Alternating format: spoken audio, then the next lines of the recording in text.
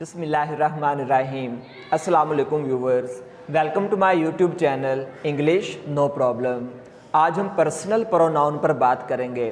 और प्रोनाउन आप जानते हैं कि ऐसा वर्ड होता है जो हम किसी नाउन की जगह इस्तेमाल करते हैं, और पर्सनल प्रोनाउन ऐसे प्रोनाउंस होते हैं जो हम किसी पर्सन के नेम की जगह इस्तेमाल करते हैं।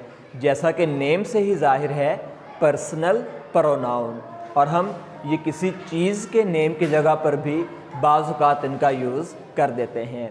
अब देखते हैं कि पर्सनल प्रोनाउंस इनका यूज़ क्या है और हम इन्हें इस्तेमाल करते क्यों हैं। For example, Ali is a boy, Ali एक लड़का है।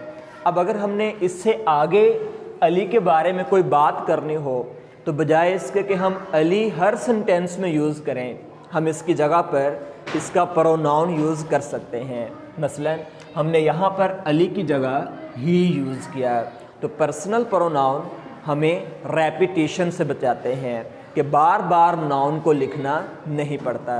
मसलन Ali is a boy, he is a good student, तो यहाँ हमने अली की जगह ही का यूज़ कर दिया। नेक्स्ट अगर हम देखें, तमाम पर्सनल प्रोनाउंस के चंद केसेस हैं। मसलन सब्जेक्टिव केस, पोजेसिव केस और ऑब्जेक्टिव केस, यानी कि हम प्रोनाउन ऑब्जेक्ट के तौर पर यूज़ कर रहे हों तो हम उनका ऑब्जेक्टिव केस यूज़ करेंगे। अगर सब्जेक्ट के तौर पर यूज़ कर रहे हैं तो हम प्रोनाउन का सब्जेक्टिव केस यूज़ करेंगे, और अगर हम उनकी मलकियत शो करना चाह रहे हैं तो हम पर्सनल प्रोनाउन का पोजेसिव केस इस्तेमाल करेंगे। फॉर एग्ज़ाम्पल, अगर हम सब्जेक्टिव केस पर बात करें तो हम किसी भी सेंटेंस में तमाम पर्सनल प्रोनाउंस का सब्जेक्टिव केस यूज़ करेंगे। For example, dash went to school, अगर हम यहाँ ही लगाएंगे तो ये he as a subjective case use होगा। He went to school, she went to school, यानी कि अगर कोई लड़की के नाम की जगह हम यूज़ करें तो वो शी पर्सनल प्रोनाउन है और हम इसका सब्जेक्टिव केस यूज़ करेंगे। She went to school, I went to school, we went to school, they went to school, you went to school.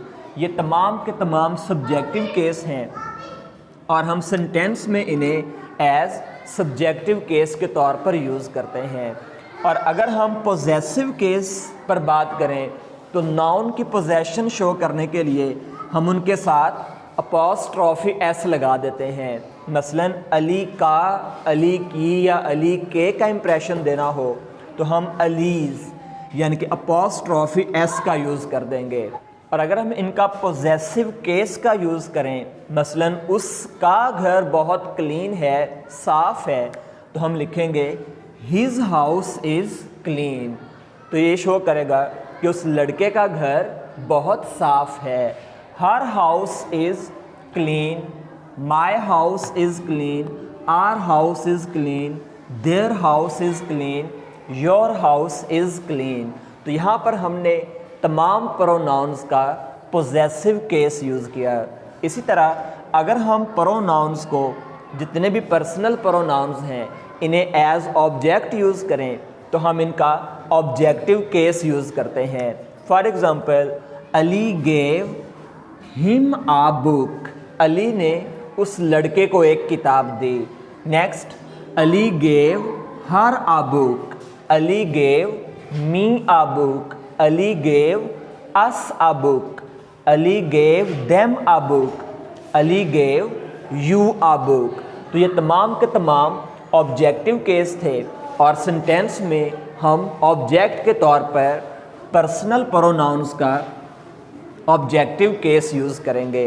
Next, जितने भी पर्सनल प्रोनाउंस हैं वो फर्स्ट पर्सन हो सकते हैं, सेकंड पर्सन हो सकते हैं या थर्ड पर्सन हो सकते हैं। फर्स्ट पर्सन से मुराद कि बात शुरू करने वाला, जो बात कर रहा है वो फर्स्ट पर्सन है, जो कि आई और वी हैं।